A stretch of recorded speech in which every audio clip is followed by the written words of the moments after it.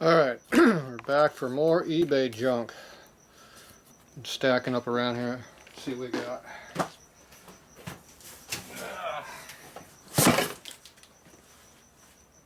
Not too heavy.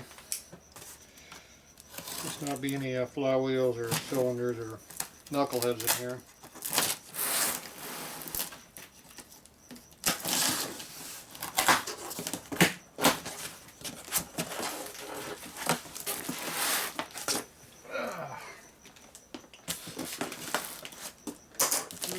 Double boxed, I like that.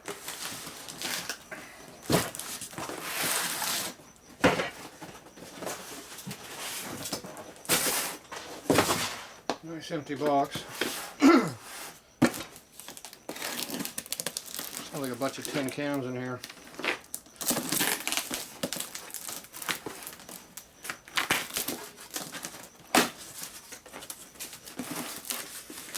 Packed pretty good.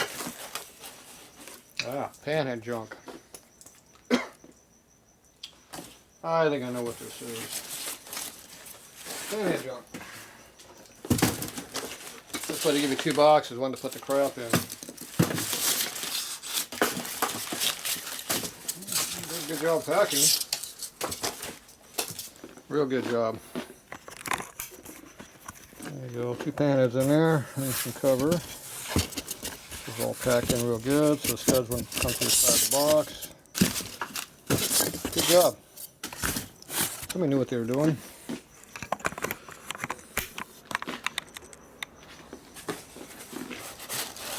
I hate this stuff because it leaves little BBs everywhere. But it works good for protecting, so there you go. See, you got all these BBs everywhere. So that means I could go blow them out.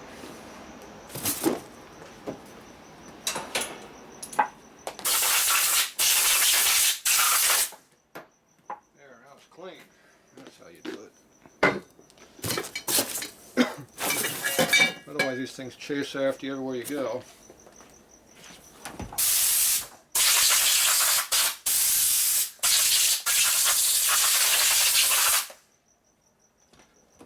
This one's used.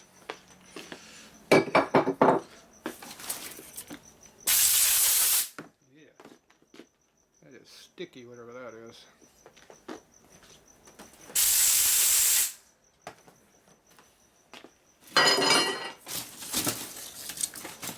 Yeah, hate that stuff.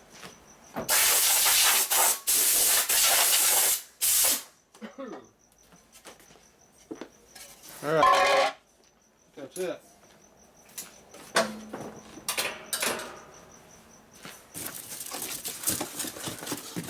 two boxes, yeah. At least one fits in the other. Yeah, junk everywhere.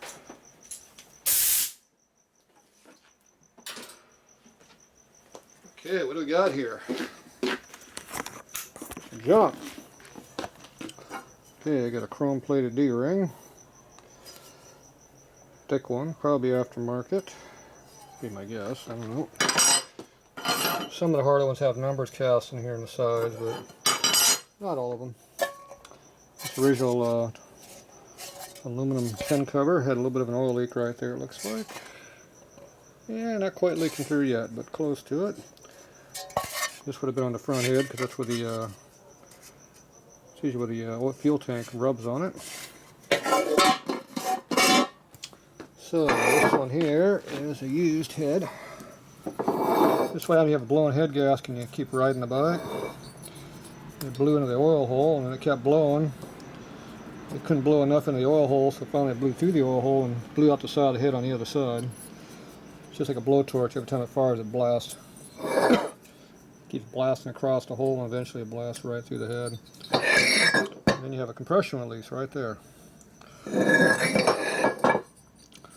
So that's not a very hard fix to fix because it didn't go into the steel, so just straight aluminum welding, no big deal.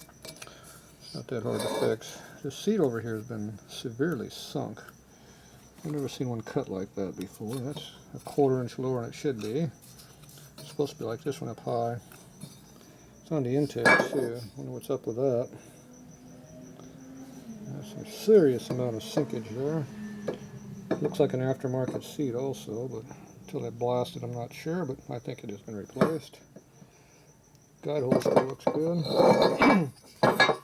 It's a 55 year only. The date code might mean something to somebody, not to me. Intake nipple's kind of worn out.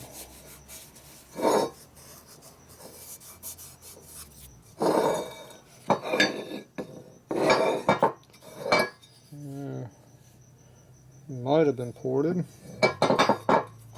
Seems pretty smooth in there from being stock. Probably been ported. Exhaust spigot's nice. I like that. Still semi-usable, surprisingly. Oh, I missed some trash. So these are the small fin heads. The 55 head and the 56 head with a number on the outside had the small fins. The 56 on the inside of the head had the big fins on it. So, alright, not too bad. And this is that oddball head that has no limit of holes in it.